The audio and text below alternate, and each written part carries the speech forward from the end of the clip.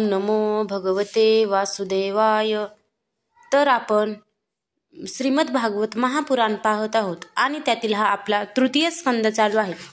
तृतीय स्कंदातील हा अध्याय दुसऱ्या अध्यायामध्ये आपण भगवंतांच्या बाललीलांचे उद्धवाने केलेले वर्णन पाहणार आहोत. तर श्री सुखदेव म्हणाले, जेव्हा विदुराने परमभक्त उद्धवाला अशा प्रकारे त्याच्या प्रियतम श्रीकृष्णासंबंधी विचारले तेव्हा त्याला आपल्या स्वामींची आठवण झाली आणि त्यामुळे त्याचे हृदय उचंबून आल्याने तो काहीच उत्तर देऊ शकला नाही. जेव्हा उद्धव 5 वर्षाचा होता तेव्हा बालपणी खेळतानाही श्रीकृष्णाची मूर्ती करून तिच्या पूजेत इतका तन्मय होत असे की न्याहारीसाठी आईने बोलवले तरी तो येत नसे. तोच आता पुष्कळ वर्ष त्याच्याच सेवेत राहून म्हातारा झाला होता. म्हणून विदुराने विचारल्यावर आपल्या प्रिय प्रभूंच्या चरणकमलांच्या स्मरणाने तो व्याकुळ झाला. अशा स्थितीत तो कसे उत्तर देऊ शकणार? तो 2 घटका काहीच बोलू शकला नाही. नंतर श्रीकृष्णांच्या चरणाविंद मकरंद सुधापानाने तीव्र भक्तियोगात बुडून जाऊन तो आनंदमग्न झाला. त्याच्या शरीरावर रोमांच दाटून आले आणि अर्धोन्मीलित नेत्रातून अश्रुधारा वाहू लागल्या.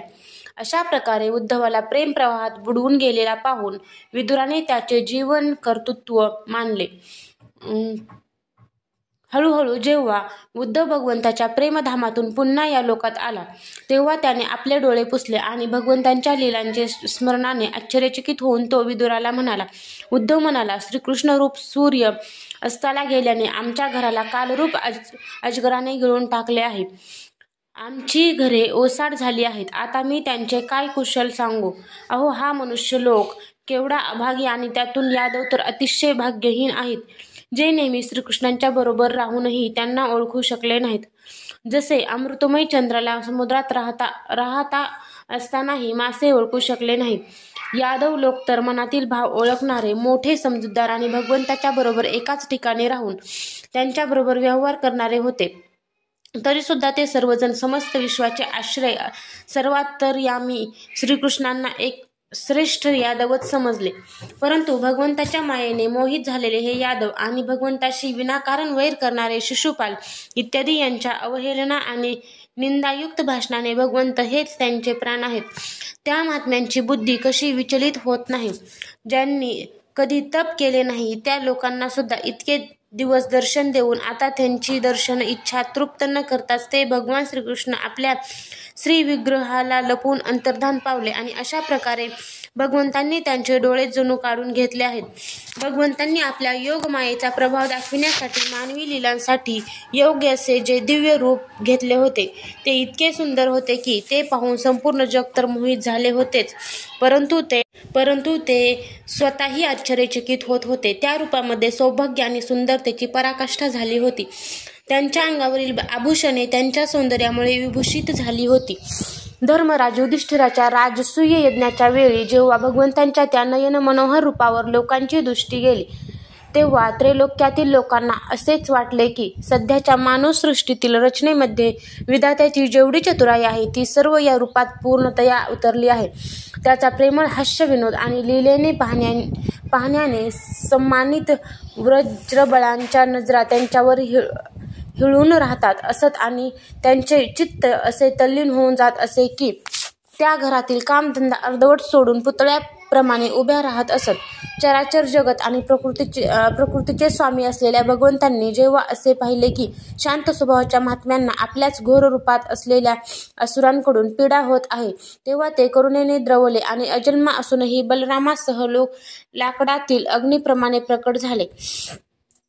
अजन्मा असूनही वसुदेवाच्या घरी जन्म घेण्याची लीला करणे, सर्वांना अभय देणारे असूनही जणू काही कंसाच्या भीतीने वज्रवनात जाऊन लपून राहणे आणि अतुल पराक्रमी असूनही कालैवनाच्या समोरून मथुरा नगरी सोडून पळून जाणे, या भगवंतांच्या लीला आठवून मला काही सुचेनासे होत आहे.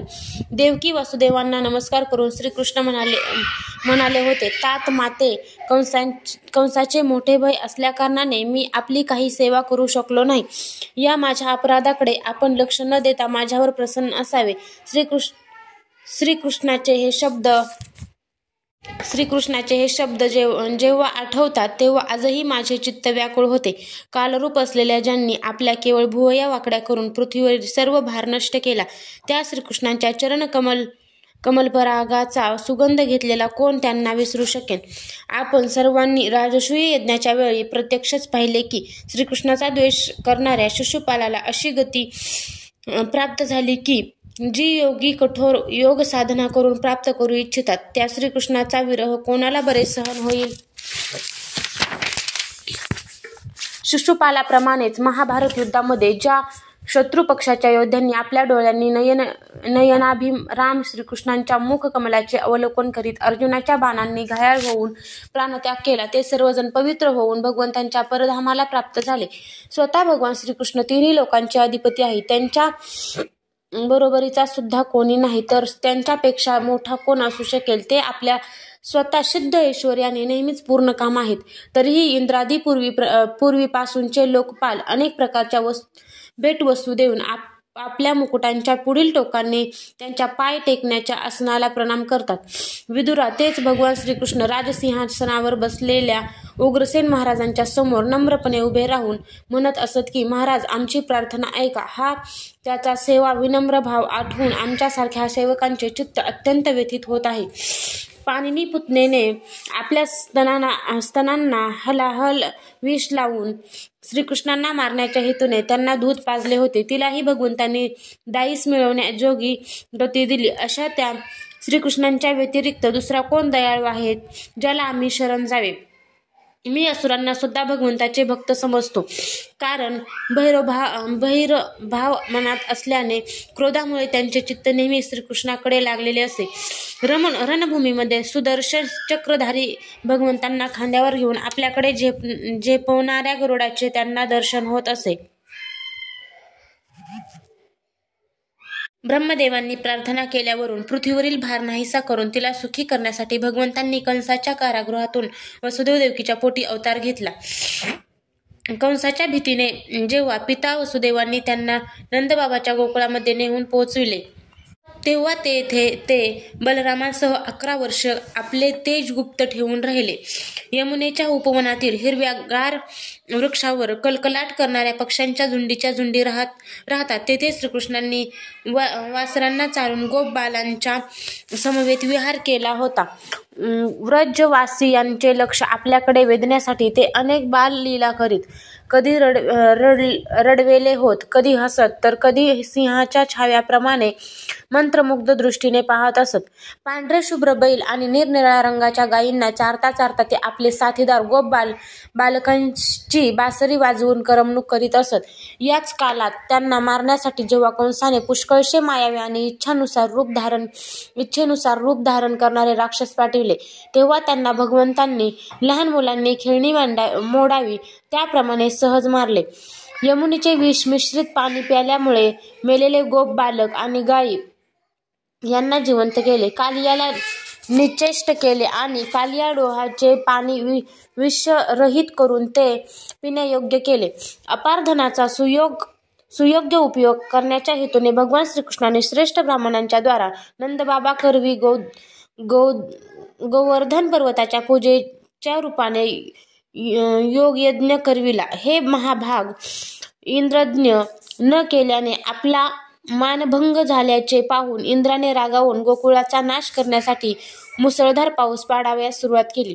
तेव्हा भगवंतांना करुणा येऊन त्यांनी लीलेने छत्रीप्रमाणे गोवर्धन पर्वत उचलला आणि वज्राचे रक्षण केले. शरद ऋतूतील चांदणे जेव्हा सर्व वृंदावनावर पसरत असे तेव्हा श्रीकृष्ण त्या चांदण्यांचा आदर करून मधुर गाणे गात आणि फेर धरलेल्या गोपींची शोभा वाढवीत त्यांच्याबरोबर रास क्रीडा करीत. अध्याय 2 समाप्त.